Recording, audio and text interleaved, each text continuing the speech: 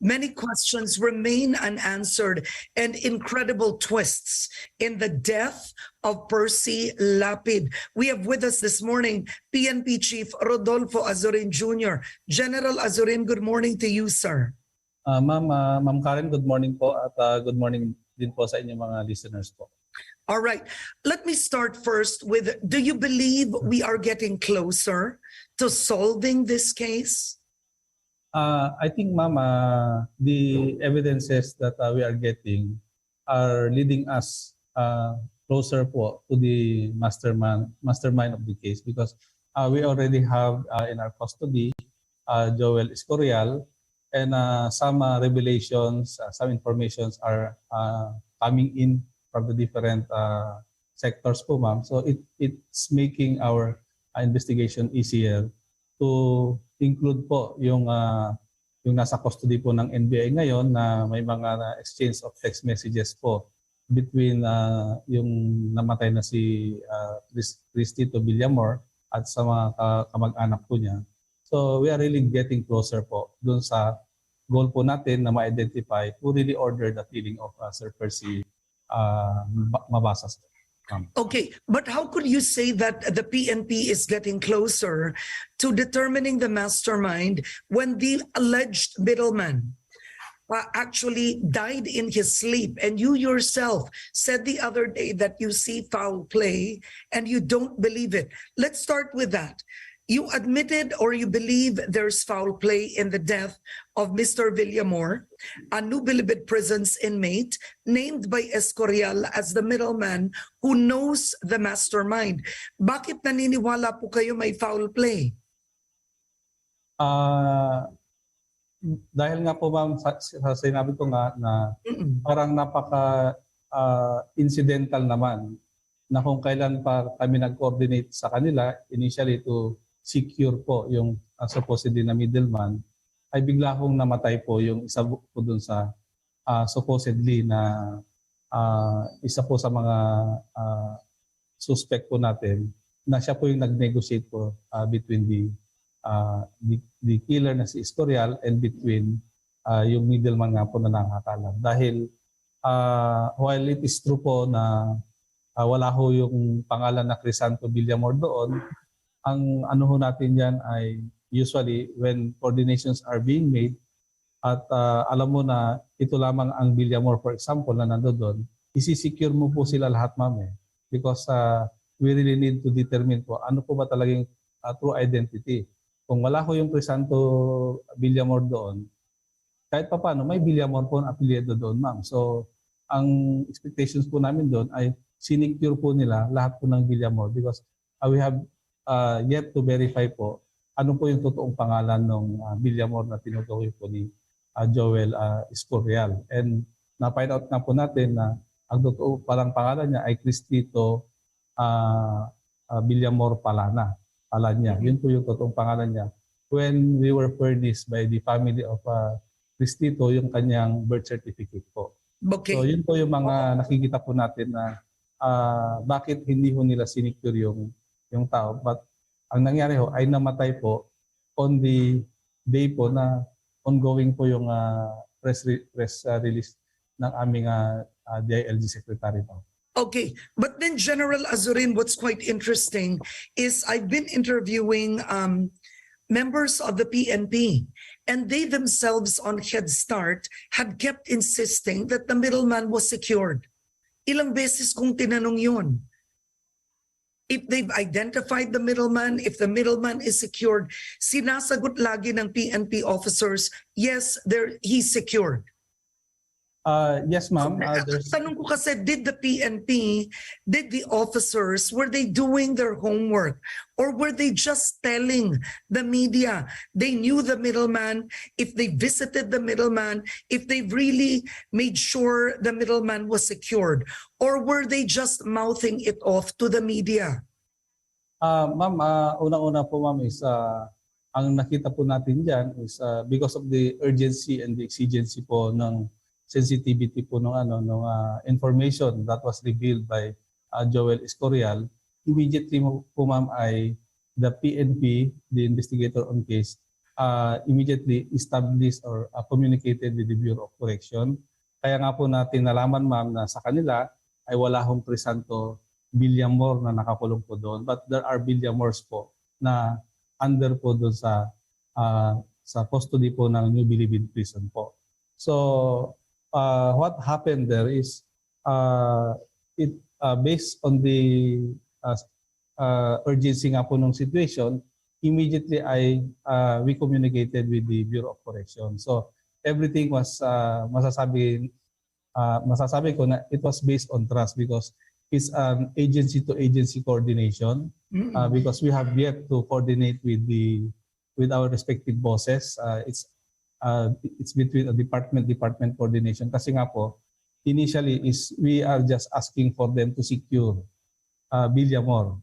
So kaya nga ang sinasabi ko po, ang tinatanong po namin na masagot po sana ng Bureau of Correction, yun po bang information na binigay po namin doon sa nakausap po nung investigador namin, nakarating po ba kay Director Bantag? At kung nakarating po yun, ano po yung ginawa po nilang mga actions kung meron man? Kung hindi naman po nakarating na merong nire-request ang PNP na i-secure po na pangalan, ay bakit ho hindi na iparating po kay Ginoong Bantag being the Director of the Bureau of Corrections? Kasi nga po, ano po yun madali ang pong coordination because we have yet to formalize our request.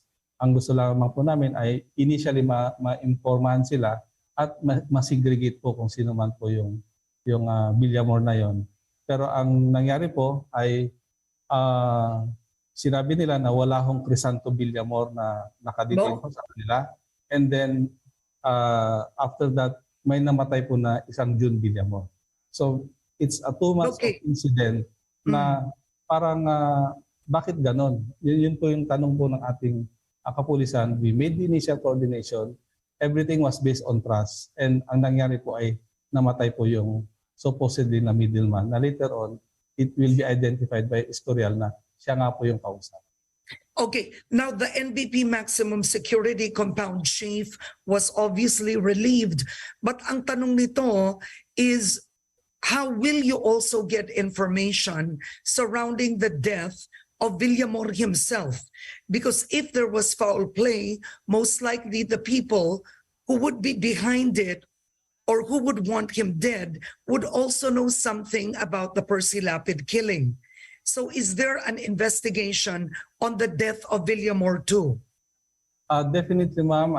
There will be an investigation. Actually, there is already an investigation being conducted on the death of Villamor, being conducted by no less than the DOJ po. Because initially po, the way I see it, the goal po of the DOJ investigating the case is for them to determine yung administrative accountability po, whoever are responsible po dun sa death ni Villamor po, ma'am. So ongoing po ang investigation ng DOJ dyan. And on the part naman po ng PNP is on the investigation po ng yung sa krimen na nangyari, we wanted to know who are the people po na kasama po ni Villamor dun sa selda. They might have knowledge po kung ano man po yung nangyari doon na bigla hong namatay yung kanilang selda. And at the same time, as revealed in the other media outfit po, may mga revelations po na meron pong mga nakakulong doon, may mga pangalan na binanggit po na they are part of the killing po ni Villamor po sa loob. So there must be an information that will be revealed to the PNP that would help in the investigation of the Percy Lapid Mabasa murder case to, ma'am. Okay, but just very quickly before we move forward, if I were to ask you, who should be accountable for the death of Mr. Villamor, a convicted inmate already at the Bilibid prisons, who should be made accountable for his death? Definitely, ma'am. I don't want to preempt the ongoing investigation of the DOJ. But definitely, ma'am, there will be command responsibility on the part of whoever po yung katamaan po dyan sa ongoing na investigation dyan sa kinakandak po ng ating DOJ, ma'am. There are responsible people that will be liable po doon sa death ni Villamor po doon, at kung sino man po yung mga yon ay definitely it will be determined by the DOJ, ma'am. All right. Now, General, the sister of the alleged middleman has surrendered, and she claims that before he died, he had secured himself by giving her information. Kilala niyo po ba, nabanggit ba sa inyo ang mga pangalan na di umano sinabi sa kanya? Ma'am, we have yet to get the revelation of the sister po of the victim. Kasi nga po, I understand,